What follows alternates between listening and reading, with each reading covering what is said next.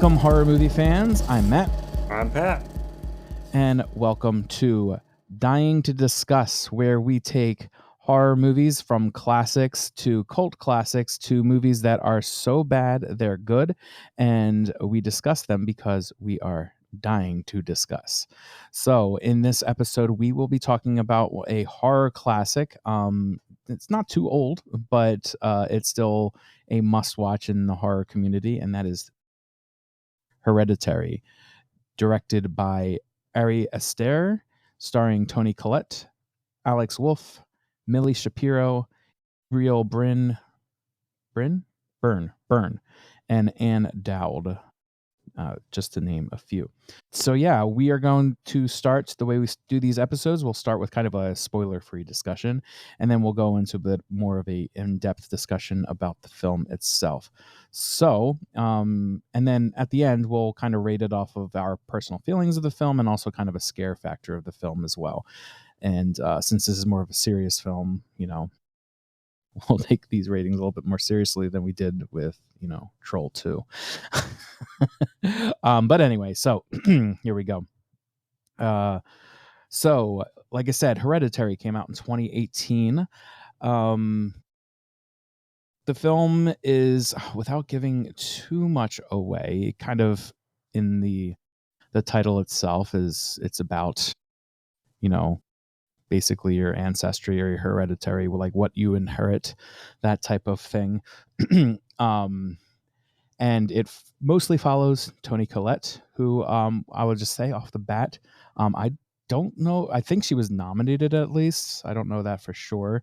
But her role in this film is phenomenal. I think she should have won, but the Academy doesn't look at horror usually very seriously, which is another discussion.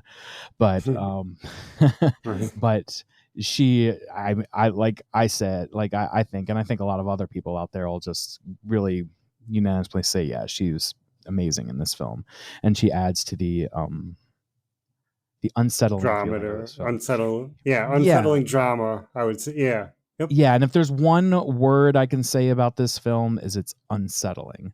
Like that is what you take away from this movie, is it's just very, very unsettling, and the way that it's shot, it very much kind of like keeps you into that unsettling feeling with them and keeps you kind of like tunnel visioned with them as you go through the film, and you kind of feel that trapped senseness. And that's personally kind of what I liked about the film. But yeah, we'll get more into the different things about it. But would you agree, Pat? Oh, I would agree. Yes, definitely get that. Uneasy, like almost like you're in a daze or a dream state kind of Yeah. thing. And as you can, if you haven't seen the film yet, it's very much kind of goes off of a trauma of a family, that trauma that can follow the family, even though the trauma that happens in this family is like far and above and beyond probably what most people would ever witness. But obviously there are things that happen in families that are very, very traumatic and very toxic and things of that sort. And that this film, I feel, covers that sense of a family dynamic that can be like that. And I think the director himself comes off of that idea that he's trying to get into the mental health weeds, or that type of idea of what it's like to be in a more or less a toxic type environment, which you can definitely tell with the horror aspects to the side and the lore factor that you're going to see kind of unfolds in this, that you can tell that's kind of what the symbolism's going for. But this type of movie, if you're into very kind of psychological horror, not like in your face jump scare type of horror, this is definitely I would say a must watch. It's definitely one of those, and it's also a very, I need to sit down and watch this film. You can't really have stuff on in the background, scrolling your phone while you're watching it type of deal, because it really is you really have to pay attention, right? Oh yeah. The first time when it came out, I watched it, and I guess I didn't remember when we were going to review it, like everything, and I thought it was a different way which Mhm. obviously I won't say because we're just kind of summing things right now. Yeah, sure. Um, but watching it again, I I actually liked it a lot. Yeah, and I would agree with that. My first watch, I didn't really know what to think. And you definitely have to sit and think with it. Like, it's one of those movies as well, which I appreciate that about films where you don't necessarily get it right away. And Hmm. then it gives it that rewatchability factor where you're like, wait, what happened in that? And then you can kind of go back and know the ending to the film. And sometimes when you know the ending to a film and you go back and watch it again, you're like, oh, this kind of takes the steam away of the movie and it's really not that interesting anymore. You know what I mean? Yeah. I feel like this film doesn't do that. I feel like when you go back, you're like, oh, okay, okay. And you still have questions at the end of like, what the hell's going on? Um, so I think that's what really works in this film's favor, is that type of stuff. So yeah, if you don't have anything else to non-spoilery, we will get into the a little bit of the weeds of it. Yeah, I'm good to go. Let's do it. All right. Hereditary. Well, it starts out with so we'll just kind of go scene by scene, not scene by scene here, but kind of act by act, I guess. But I really want to talk about the first 30 minutes of this film. I feel like the first 30 minutes, it unfolds so much of like what the plot points are going to be and like what the story is. Like so many important pieces are told within just the first 30 minutes. Like if you're going to pay attention to anything else, I would say like really pay attention to that, just because there's so many different, like I said, plot points, plot devices that are going to pop up that will kind of make sense as the story goes on.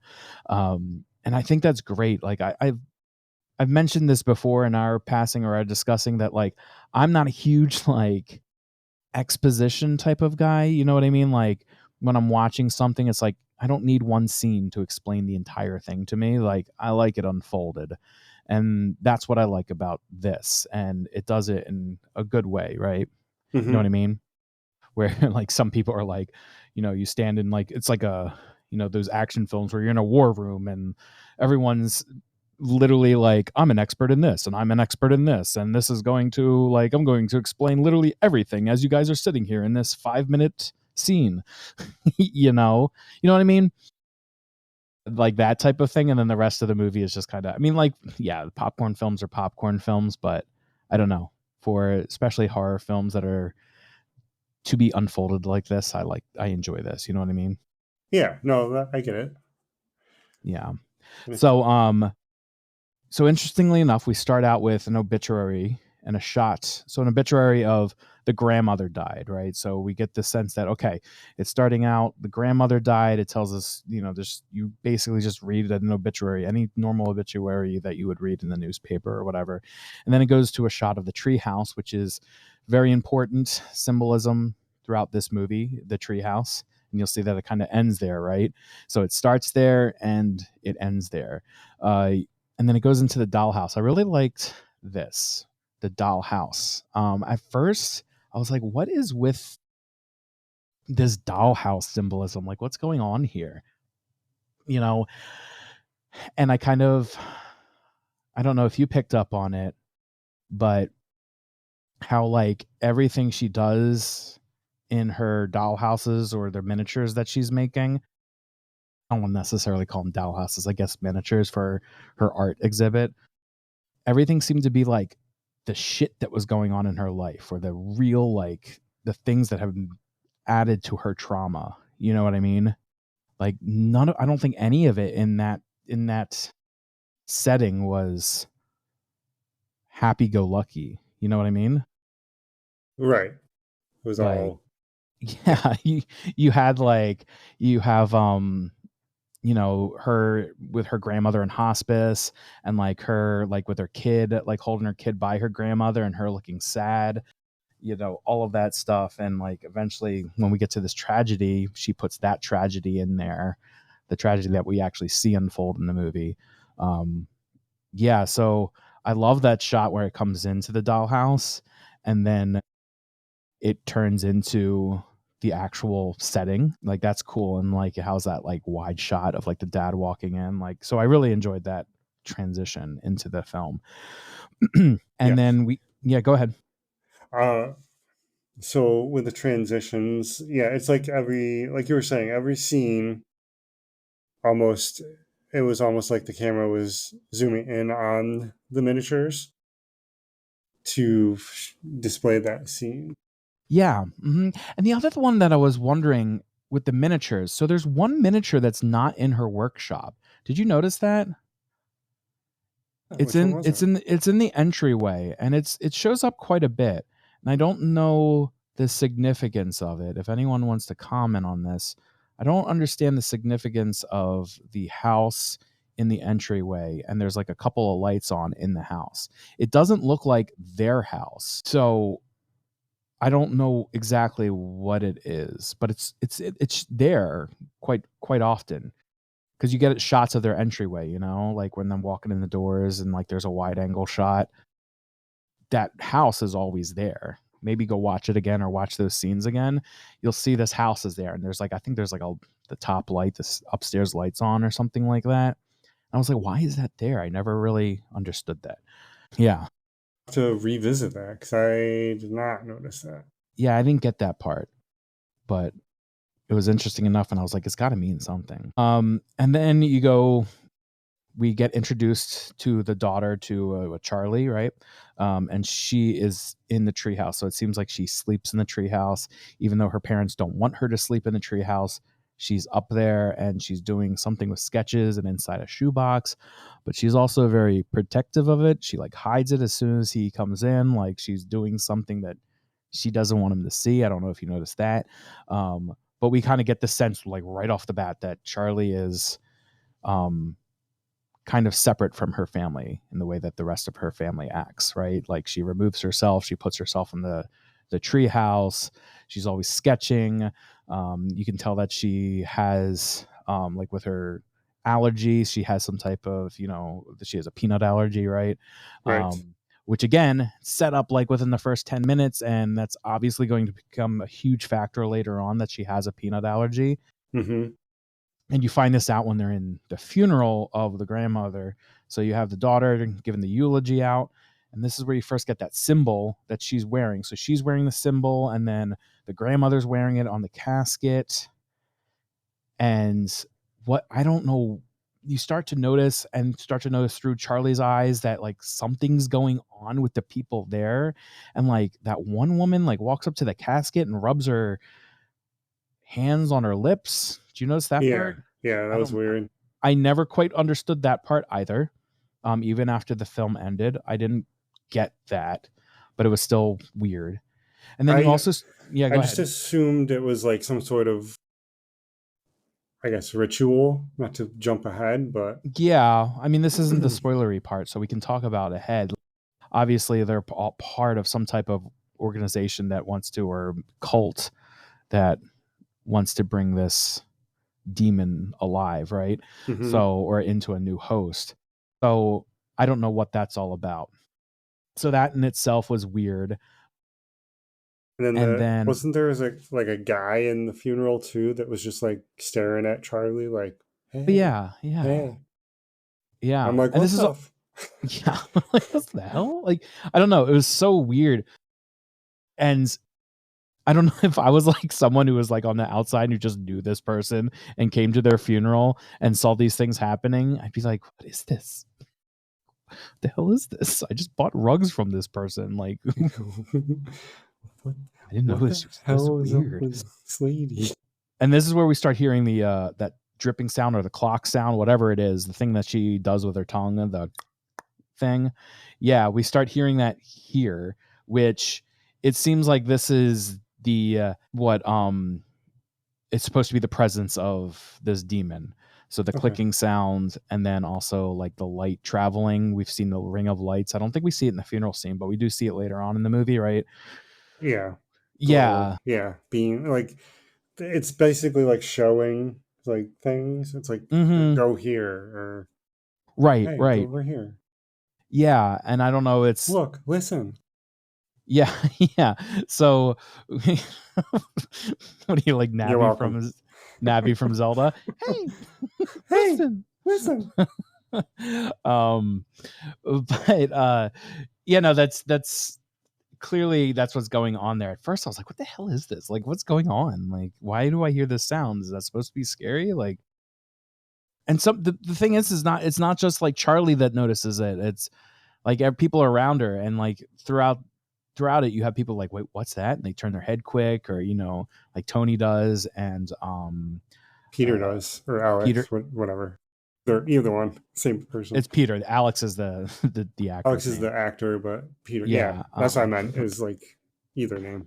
yeah, Yeah, and yeah. So you see that throughout the movie. So that in itself is interesting. But you also see Charlie start doing that with her tongue later on when they're driving to the party. You see her going. yeah. So yeah. Um.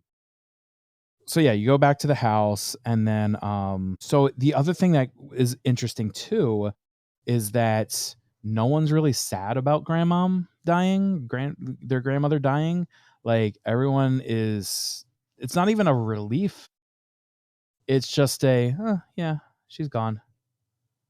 You know what I mean? Like her mother starts showing signs of sadness, but I think it's more signs of like her just always being um uh having some type of like depression or something. She she clearly has a lot of history to her, and she doesn't know how to feel. And I think that's why she ends up going to those sessions, because she just doesn't know what she's unpacking at that point. She right. doesn't know what to make of everything. She feels like something is up, but she just doesn't know what to make of everything. Um, but yeah, but the son doesn't care, like Peter doesn't care, and you also kind of get more into the father of this. So that father is like, he's very much the even keel person of the movie. Like everyone else is kind of out there with the psychological thriller. He's more of the one that's keeping everything grounded. He's the one that's Yeah, in the reality, and there's always that one that's in the reality of like, what the fuck is going on? Like you guys are ridiculous, you guys are crazy. Like he's the one that's and he finds out that the grave was vandalized, which is also interesting. What's going on there? Was that something the cult did? Did they have to go in there? Like, what was the vandalization thing about? um, You know, there must have been something there, and I think it alludes to the fact that the cults went there for some type of ritual. That's what it came off to me as. because there were trying to think. Hold on, I was tapping my foot. Wasn't maybe I heard wrong or misinterpreted, but didn't the grandmother slash mother didn't she want the thing to be in her? I can't remember. Um, Again, I could be well, misinterpreting. doesn't it need a male host though, or a vessel? It prefers a male host, That's why is it what wanted to I get. That's why it wanted to get out of Charlie. yes. I guess that would explain. Well, hold I on. don't know. I Maybe don't I'm know. going off on. I'm going off into space. I'm sorry. No, it's okay. It's okay. But remember, but remember, the grandmother talks about Charlie wanting to be a boy.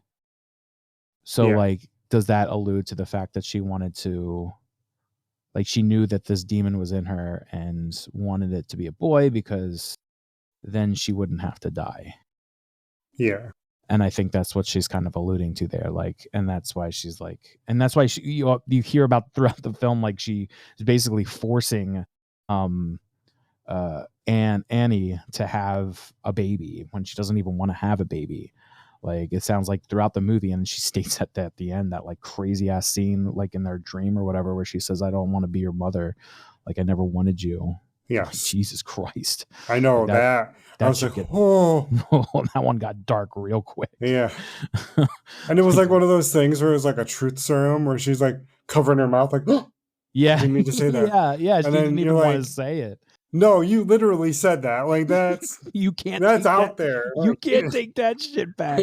Like, you literally said you wanted me to die, that you didn't want me to be oh, your kid. Like, you can't take that oh shit back. Like, that's there. And it turned out to be a dream. So, but I feel like Peter always knew that. You know, you get that kitchen scene, where that intense kitchen dining room scene or my whatever, God. where they're just like going at it at each other, and clearly they know that about each other. That yeah, that's just, it's never been mixed well, and it's just a crazy dynamic to see. It's like, oh, it's sad. Like, it's almost more sad than it is scary in that movie. That's why it's unsettling, because like you're watching this like relationship between the mother and the son. You're like, this is just kind of sad. You're just like, son, hit the old dusty trail. Right. But you can't leave Right. because you're watching a movie. Right. um One of my favorite quotes in that dinner scene where she goes, "You always have that fucking face on your face," and then she yeah, looks up, and I'm you like, gotta get the fucking "What?" face. Yeah. Oh man, she plays that scene so well. Like, that's the scene where you're like, holy shit, she needs to win. like like her, oh my god, it was so good.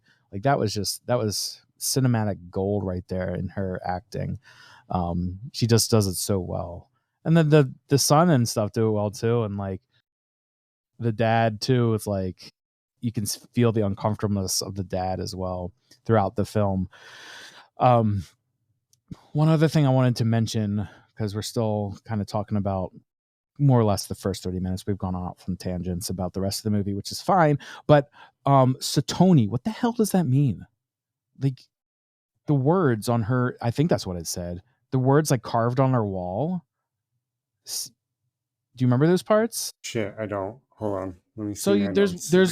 there's some like tighter shots of like Charlie's wall, where, and they don't really acknowledge it much. And I don't know if it comes from like something that like the demon says, or in the demon language, or like something that's ritual wise. But there's scenes within the movie in Charlie's room where it's carved on her wall, and so I don't know exactly what it means. Recall it a little bit, but I don't have anything in my notes about it. But I Yeah, but if remember you were, the word. yeah, Someone said it at some point, right? got it. Maybe it was Joan. Did Joan say it at some point or talk about it? Maybe. Damn it. I don't know. But the another symbolism, I guess we can go back to when Charlie was in class and the bird hits the window. God, that starts so fucked up. Oh my god, when And then she, she cuts yeah, off the head. she bites it off, doesn't she? No, she cuts it off. She She cuts just it off. uses like scissors. That's right. That's right. I couldn't remember if she bit it off or cut it off. Bit it But off would have been me then, crazier. yeah, I know. I was like, no, she doesn't bite it off. I mean, she's not that crazy. um, but yeah, it comes to play. It shows what's gonna happen to her, I guess, right? And then Hmm. maybe she knows that because of what's And inside that's of one of the her. first real like shocking incidents you see in the movie too, when she cuts that off. Like, that's one of those like, whoa, okay, she was weird, and now she's like full out like psycho. Like, what is this? Like, she was obviously like, there was something different going on with how she removed herself from everything. And then there's that part. It's like, oh, she tinkers with toys and draws. Like, that's cool. She's a creative kid, right? And, oh my god, Yeah. holy shit, that just took a turn.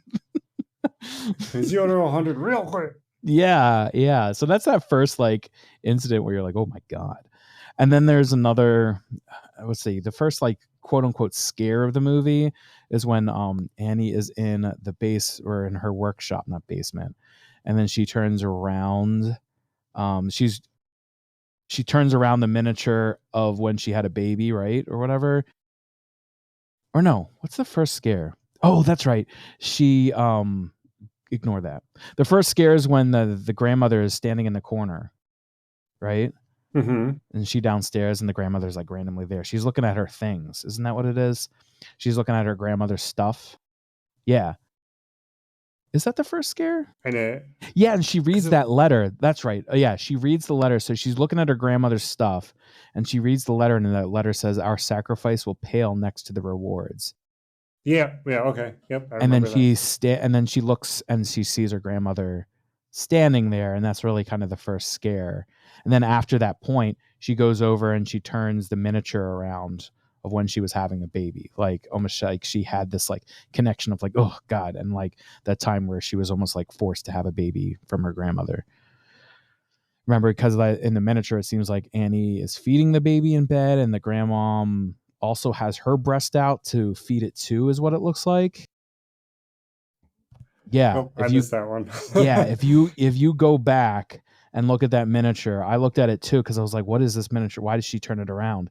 And the miniature is her laying in bed, and then what I would assume is the grandmother next to her with the breast out, as if she was going to feed the baby as well.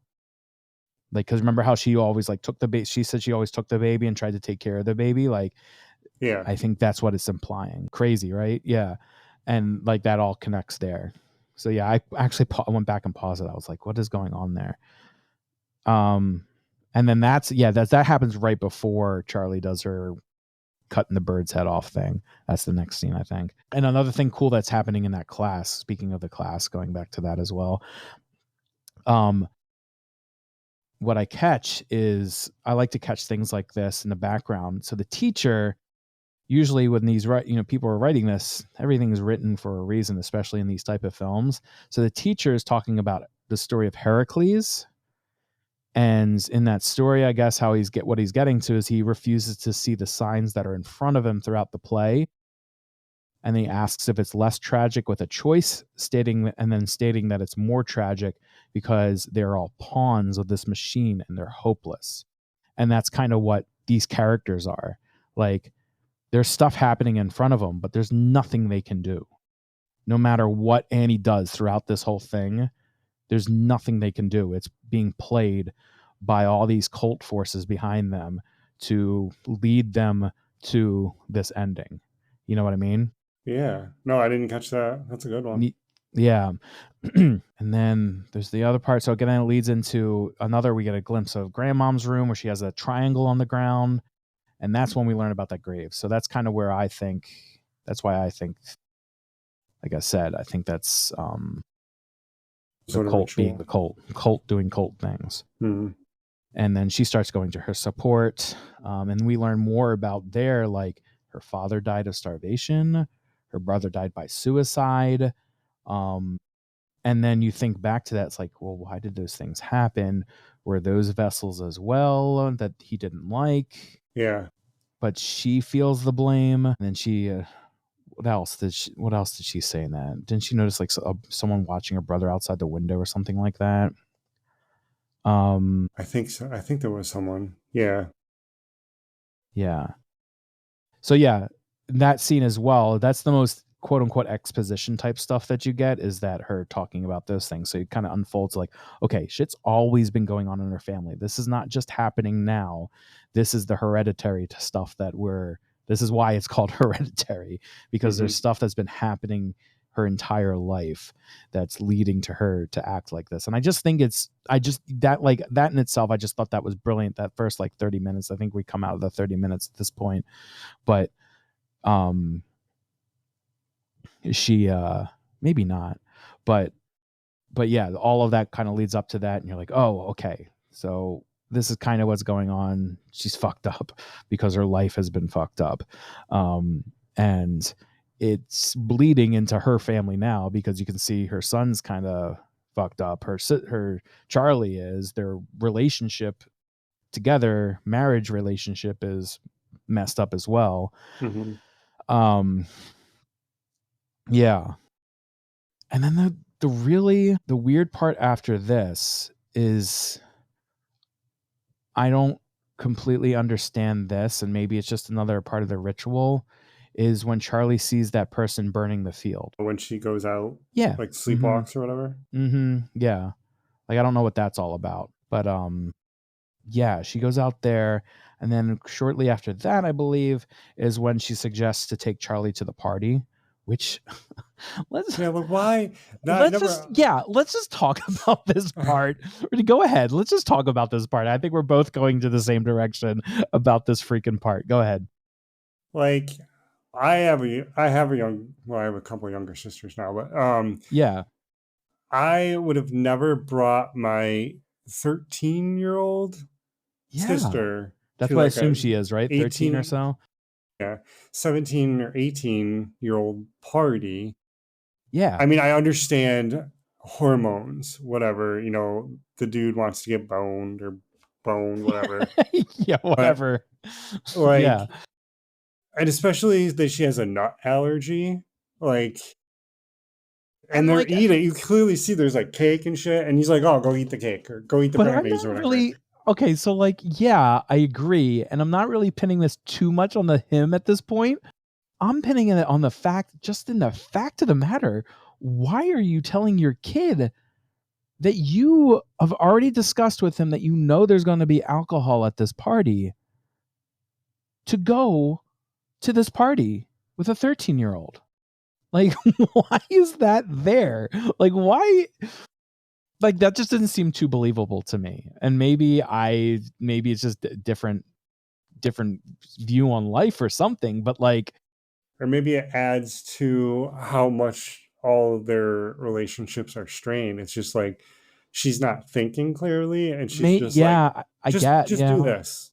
yeah. Because it was just like, wait, why is she going to a But yeah, I party get like what you're saying this? because I said that too. I was like, what the fuck would you send your Why young is she? daughter to a Why party? is she even going? How could any good come out of that? And then she goes, and yeah, the brother is obviously, like you said, hormones are going. He's paying attention to this girl that he thinks has or probably has a crush on him, and completely ignores her. Doesn't think about the fact that There he has could be allergies. Let me potential. say, I have a few people, a couple people, including my son, that have allergies of peanuts. And as a sibling, like, I don't know, like, I'm just I'm just very attuned to, oh, maybe you shouldn't have that, almost more sometimes than the person who has the actual allergy. Like, you Hmm. sure you should have that? Like, did you check with the chef? Like, did you check this? Like, those type of things, like, you're almost more attuned to it. So even a brother at that age, Should he would know. probably be, but again, it could come to this family dynamic of, because you even see in the beginning, that they're kind of careless with it because they give her that food and you're like, is that going to have peanuts in it? Do you know if that has peanuts in it? That's And she's already eating it. she's already eating it. She's like, does it have peanuts in it? And Right, the right. daughter says no. The daughter says no. Yeah, I'm pretty yeah. sure. So, She goes, I mean, no. I guess there is this setup of like they're just obviously just so disconnected with each other. So I guess you're right there, but But I was right along with you. Like that's my yeah, reaction to when the mom's just like, yeah, go to the party with your brother, even though you're yeah. 12 years younger. I'm exaggerating, but But yeah, but anyway, either way, this is set up really well because I don't think anyone really could have. I did not expect that shit to happen whatsoever. Like, when she has her reaction, I did not expect her to get into the car and put her head outside the window and get decapitated. Like, when I saw that, like, I kid you not, like, it doesn't happen very often when I watch films, but my jaw like dropped, like literally dropped. Like, I was like, what? Like, that was shocking as hell. Like, I haven't been that shocked in a while in a movie. So I will give that movie props for doing that, because there was no indication whatsoever for a first time viewer that that was going to happen. Like, I kind of, from the beginning, was like, okay, something's going to happen with this peanut allergy because they mentioned a peanut allergy. Why the hell would they mention that unless it's mhm. going to be an aspect, an attribute of the character? Like, obviously, it's there for a reason. Um, but yeah, that shit was nuts. I that scene, I just I don't like when I have a sore throat and my nose is stuffy, Huh? I instantly go into panic attacks because I Oh think I can't yeah, breathe. yeah. So it gives you that So sense, yeah. So just like watching that makes me like, It upped your and anxiety. Yeah.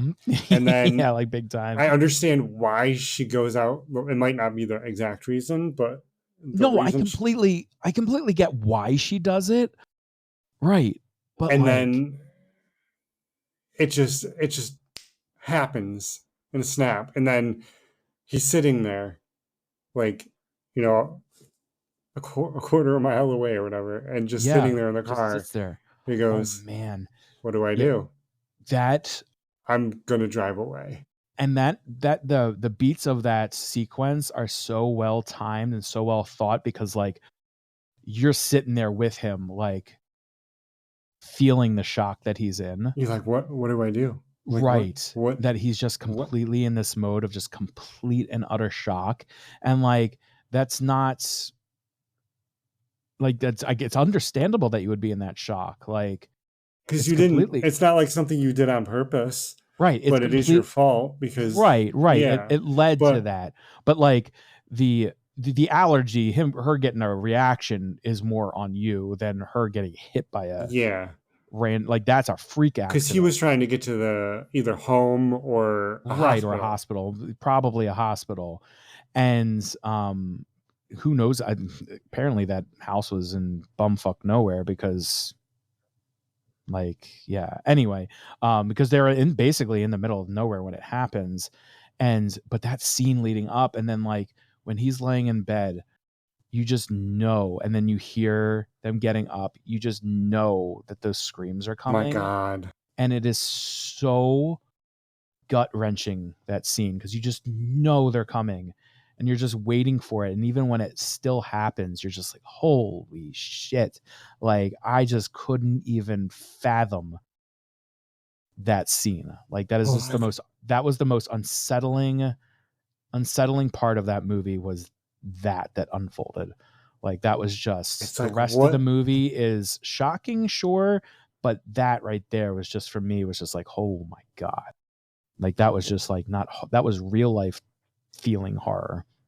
It was Um, like, like what goes through their head. Not only is the daughter dead, but is my son a serial way killer or right, a killer? right, Like, yeah. I mean, I didn't even what's think of why that is the really, but body like, in the back of the truck? right, the state that you found her in, and then when it just gives that like split second shot, basically of like where it cuts to her head, um, being out Oh, overrun by almost. maggots and stuff, My God. and then it just goes away. You're like, oh my God, like I didn't expect them to go back to that, but they did, and it just makes it even more hard hitting. Like, oh God. And then she takes that scene and she puts it into her miniature. I Like, know. what the fuck? Like, if I was that husband and walked into that, He like, did. He didn't he say like what? He was like, yeah, "What are no, he you did. He was like, doing?" what the fuck are you doing? Like, Like what? Like, what are are you you okay? doing? I mean, obviously you're not okay, but do we Like, need to go somewhere? I understand the idea of art and like taking trauma and putting it into art, but like, you just recreated the scene. Like, you just straight up recreated it and are going to put it in a museum. Like what? We're an art gallery or whatever. Like, oh my God. Like what? And yeah, it's just whew. So yeah, we do find out why she died, right? That she was this vessel that's the demon, I forget his name. What's his name again? Um Starts with a P. I don't know. But Damn it. I You forget keep his name. going. Keep going. I'm looking for it Pan because something. But anyway, I guess it's not that important. But like anyway, so we do come to find out that that is the vessel, and eventually, where it comes kind of unravels is that she is um yeah, like that vessel, and then he wants her dead, and then he's going to eventually get into keep wanting to say Alex, but it's Peter, right? That he you know, eventually I gets mean, into if it's Peter. the character's name, it's all good. So there are interesting elements in this movie where it does all of that, but then it also introduces a paranormal aspect to it. I did not expect it to go into that direction where like obviously it was paranormal from the beginning with the clicking and stuff, but I didn't expect it to go into a seance direction of like, Oh my actual God. like talking to the dead. And at first I didn't know if I liked it or not. I was like, "Oh, this kind of feels like going off the rails a little bit." I did not expect this movie to go here. But once it's explained of like why that's there, or like once you realize that the reason it's there is because of ritual stuff and like getting her to believe and getting her to go down this path of thinking she can help it, and then eventually the scene where she gets it is wild in itself, right? Where she's like up on the rafters and Oh like my God. cutting her head off or whatever. Like, holy shit. Like, that's nuts. And the other thing too that I didn't quite get is, so she's burning that book, Charlie's book, right? And when she Uh-huh. burns Charlie's book at first, it's burning her, right? Yes. It's like a, Yeah, right. yeah. So I like understood that, like that correlation there. But then when she eventually burns uh the husband, who is Steve, right? Steve. When she eventually burns Steve, she tries to get him to throw the book in there, but then she throws the book and he bursts into flames. Where's the correlation there, I guess? Like, why did he burst into flames? Because it was intended? Or I guess there was just, maybe it's just not that important of a detail, but like it just seemed like a little off. Like, why did she burn when she Or did it herself the maybe first time, but the second it's time it burst him into flames? maybe it's more of it A was direct. like threatening her, saying, "Yo, if you kill the book, you kill yourself." And then at the last moment, she switched and decided the book does need to burn, so I'm willing to sacrifice myself, and And throws it in there. what But really then, was the reason for sacrificing him, to killing him? Like, is that part of the ritual that she well, had to I think sacrifice it's someone? maybe she did care about him in some fashion, Or was so it, that no, when go she ahead. did that, it took something from her. Is the Just point too of getting rid of everyone that is surrounding him that has a connection um to Peter? that could be Is that like the ritual? Like you have to get rid of everyone that's connected to the because vessel? then he can't fight back, or he feels like there's no reason to Correct. fight back to And then take I mean, over. talking about that now, that's kind of, I just thought of that. That kind of makes sense. Like you need to get rid of everyone that's connected to the vessel to really release yourself from the vessel. Yeah. Or not connected to the vessel, but connected to the vessel that you want to get into, to really get yourself into. Does he go into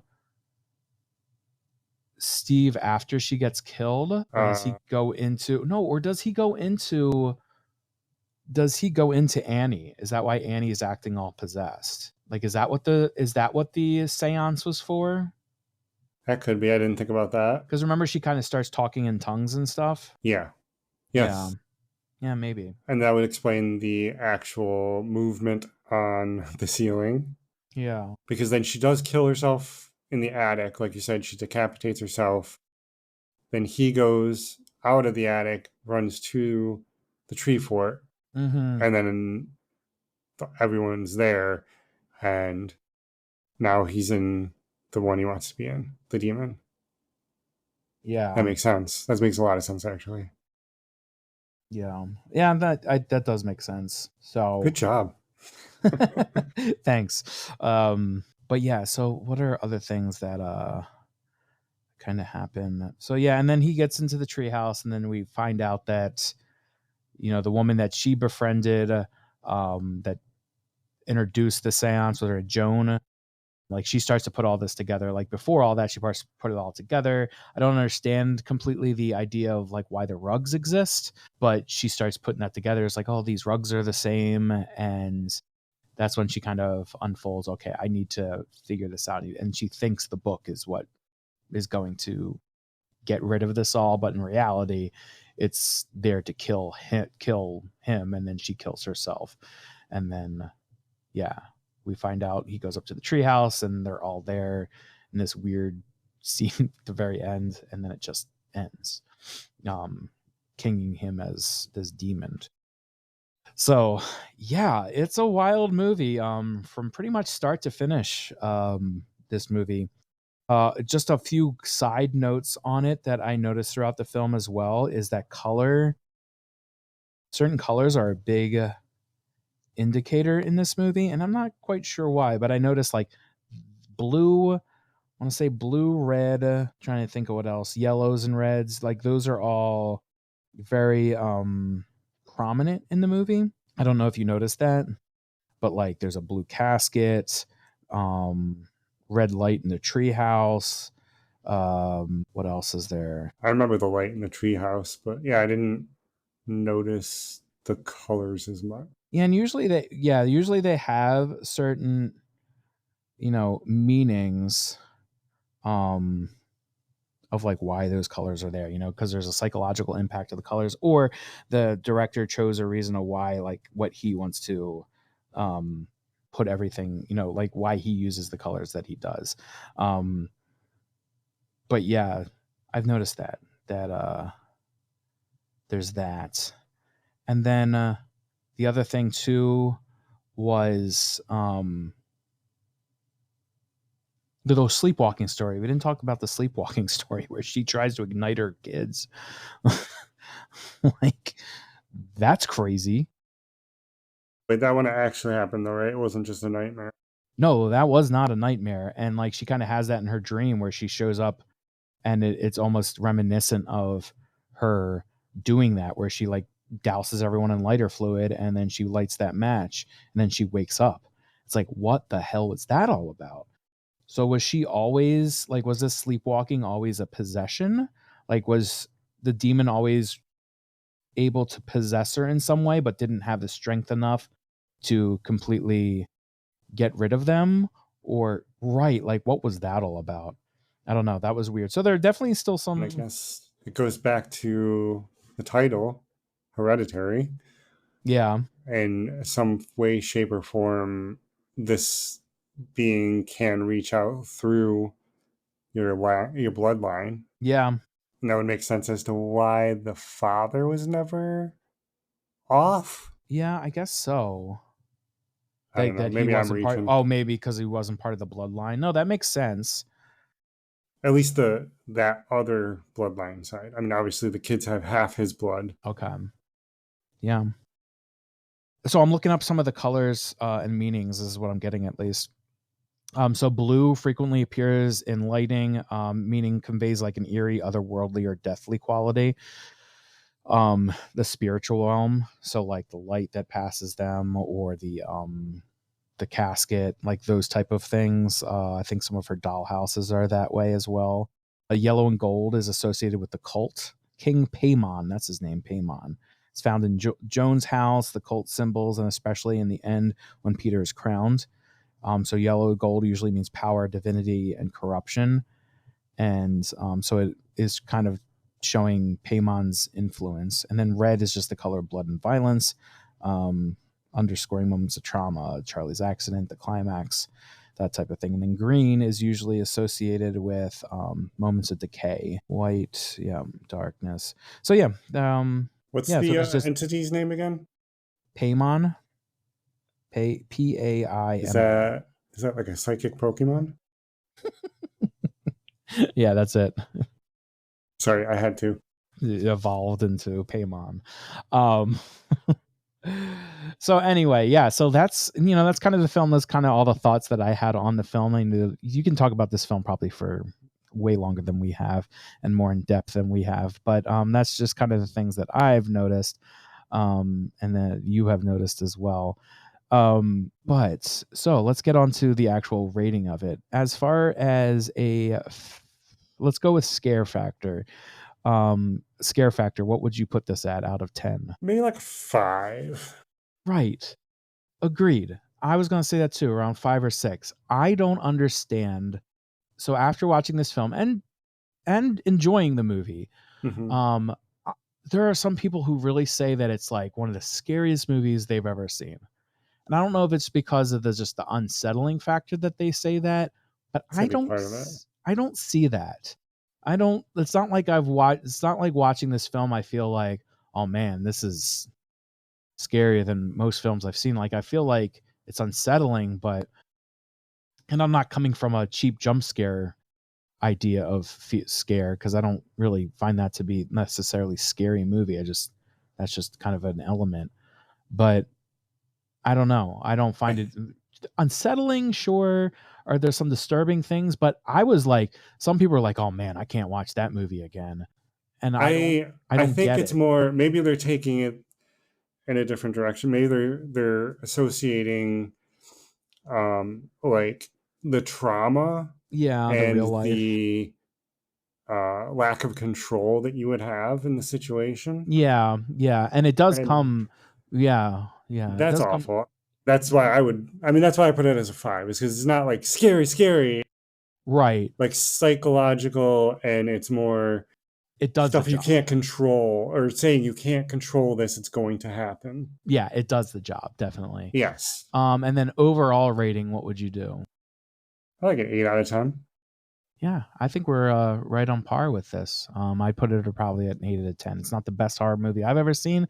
Do I find it to be a must watch? Yeah. I would definitely tell you to go watch it. I would recommend it highly. If not for anything, the performances in the movie. Um, it's a good watch, and it's a good thinking film. Really makes you think, make you know, a lot of symbolism in the movie, and I enjoy movies like that. As you can tell, I like to kind of break movies apart sometimes Yeah. and be like, oh yeah, We'd love to do that. Are you yeah, kidding and me? that's, you would say that we're dying to discuss it. Oh. Oh, but Yeah. yeah. So other than that, you can you got anything else, Pat? I did not know this was an A24 until I watched it again. But yeah, and I think it's one of the early ons, right? Mm-hmm. Which one? Yeah, or Vitch or Yes. Witch or whatever it's called. That's an Did you interesting say movie in bitch? itself. Wait, what No, did I you said say? Vitch, Oh, Vitch, because it looks like bitch. A V's, like V. the Oh, logo okay. looks like V's, so it's like Sorry. Vitch. My Yeah, hearing's going. I'm what'd getting you old. say? What'd you say? What'd you call me? Oh, I But didn't yeah, know it was this that's. type of podcast. All right, let's go. But yeah, no, that could be one that we go over at some point. But yeah, there are a few different films. 24, yeah, A24 usually tends to have a certain feel to it, right? Oh yeah, yeah. Yeah. I enjoy the majority of their stuff. I'm not gonna Yeah, lie. agreed. Same here. Same here. You definitely have to be in the mood for them. They're definitely not usually background films. They're very much all like this. If you haven't seen any other A24 films, but they've been around long enough at this point that they're pretty much solidified themselves in the horror community of Yep. being quality horror films for the most part. And I'm sure it's debated by among a lot of people, as all things are. But yeah. So yeah, give it a watch. And then if you are interested more in more quote unquote true horror, and also fictional tales, created by us, you can check out our flagship podcast. It's called Horror Time. And, also, if you would like to, we would love it if you leave a 5-star rating. If you enjoyed our podcast here, you could do that on any of the podcasts, sites, Spotify, Apple Podcasts, Apple or Amazon Music. We are on all of those. And you can check out our socials, TikTok, uh, Instagram, Facebook, all that's fun stuff. But yeah, we will catch you guys next time. Enjoy your horror movies out there, everyone. Keep it spooky. Thanks for listening.